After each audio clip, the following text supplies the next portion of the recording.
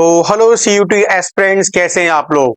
तो बच्चों, आप लोगों ने अपना एडमिट कार्ड डाउनलोड कर लिया है, लेकिन बच्चों बहुत से ये पूछ रहे हैं कि सर सिर्फ 2 पेज डाउनलोड हुए हैं, किसी के में 4 पेज डाउनलोड हुए हैं। तो भाई ये समस्या तुम्हारे में क्यों आ रही है, इसका समाधान करने के लिए मैं आपको एक बार पूरा का पूरा जो एडमिट कार्ड है एक बार दिखाना चाहता हूं कि किस तरीके से बच्चों आपके पास कितने नंबर ऑफ पेज होंगे।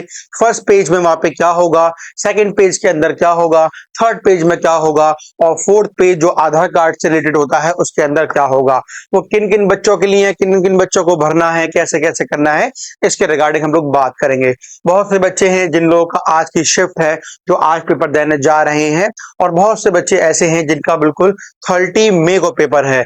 तो बच्चों, जिन लोगों के एडमिट कार्ड में या कुछ प्रॉब्लम है, तो मैं एक बार इस वीडियो को देख लो, समझ लो कहां पे तुम्हें कहां दिक्कत आ रही है।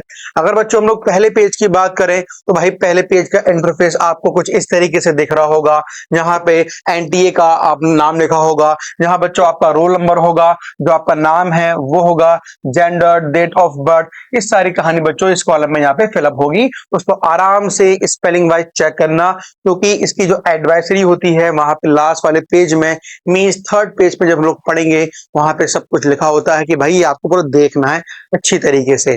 और दूसरी बात, जो बच्चों बहुत से बच्चे ऐसे हैं जो चैट जीपीटी से या एआई से कहीं कहीं से डाउनलोड कर लेते हैं, बच्चों आपको एनटीए के वेबसाइट से ही डाउनलोड करना है। अगर आपने किसी और वेबसाइट से या किसी और माध्यम से डाउनलोड कर रखा है तो वहां दिक्कत होती है। इसलिए साफ साफ एनटीए बोलता है जब भी आप एडमिट कार्ड डाउनलोड करो तो एनटीए की वेबसाइट से ही डाउनलोड करना।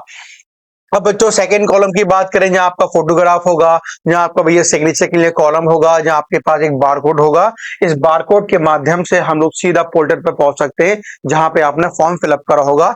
अब यहां देखो बच्चों, आपका application number, father name, mother name, category, ये सारी कहानी बच्चों यहाँ पे लिखी होती है।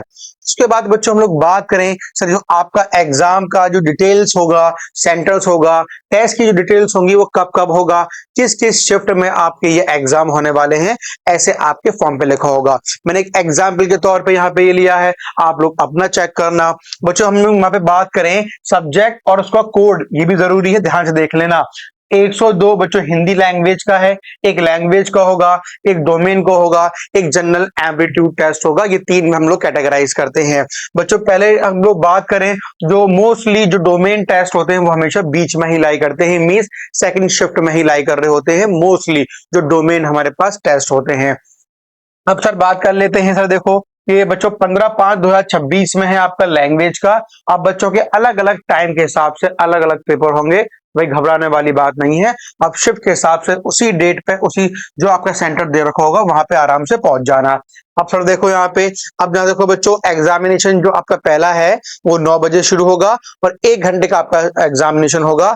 और बच्चों कहाँ पे जरा देखा है, जो रिपोर्टिंग टाइम है आपको बच्चों 7 बजे करना है, और 8:30 बजे तक आपको शार्पली वहां पे पहुंच जाना है जहां तक उस सीट में जो अलॉटमेंट होगी वहां आपको बैठ जाना है, और 9 बजे आपका एग्जाम स्टार्ट हो जाएगा।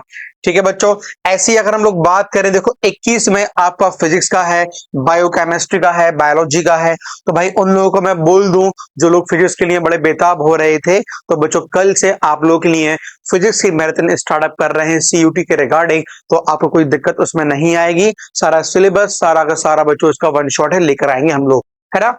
बच्चों लास्ट हमारे पास general GAP, general aptitude test, वो देखो कब होगा हमारे पास, वो मॉर्निंग शिफ्ट में होता है, और ये जो हमारे पास होता है ये सेकंड शिफ्ट में होता है। ठीक है बच्चों, तो पहला ऐसा आपको इंटरफेस मिल जाएगा, और ये आपके बच्चों क्या है, जनरल टेकिंग है।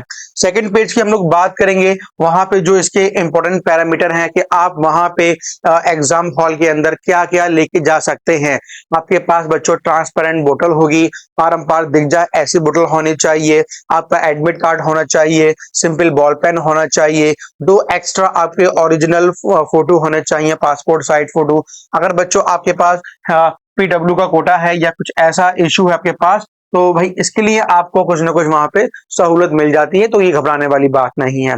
थर्ड बच्चों हम लोग पेज की बात करें, ये वो पेज है जो बच्चों आपने जब एडमिट कार्ड डाउनलोड करा होगा वहां पे आपको दिखाई पड़े होंगे। सेकंड पेज में बच्चों आपको एडवाइजरी है कि क्या क्या आपको करना है, कैसे कैसे वहां पे करना है, इसके रिगार्डिंग बात करी गई है। और लास्ट पेज में बच्चों डिक्लेरेशन फॉर्म होगा नॉन आधार कैंडिडेट्स के लिए, तो उसको आपको फिलअप करना है। ये 4 पेज आपके एडमिट कार्ड के अंदर बच्चों होने चाहिए। ठीक है स्टूडेंट, कोई समस्या हो, कोई प्रॉब्लम हो तो आप जरूर कमेंट करके पूछ सकते हैं। Thank you student.